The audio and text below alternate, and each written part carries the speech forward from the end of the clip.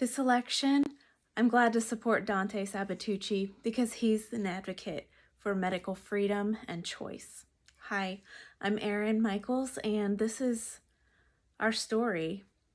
I lost my husband to COVID pneumonia this January, and we endured a hospital stripping our freedom and choice away due to their COVID protocol. At the time, severe COVID cases were forced to be in isolation for 20 days after a positive COVID test. He was fighting to breathe and live alone for a week before he was sedated and intubated on a ventilator. Even though we both had had COVID at home together and my COVID tests were showing negative already, it didn't make a difference. I wasn't notified when he began to struggle to keep his oxygen levels up.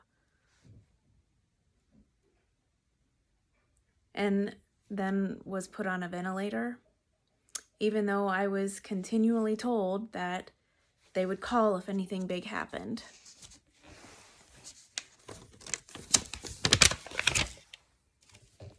He seemed to be doing better the day before this happened, so I was texting him all morning with no responses. I finally called the nurse for an update and found that he had been on the ventilator for hours. During his hospitalization, I was researching the best medicines to treat severe COVID pneumonia. I talked to his doctors and requested that he be put on some vitamins that might help, as well as 4 other promising medications, including ivermectin and high-dose intravenous vitamin C. Some of the doctors were nicer than others and said they would read my research, but ultimately were unwilling to do anything outside of what they had been doing. They denied all my requests.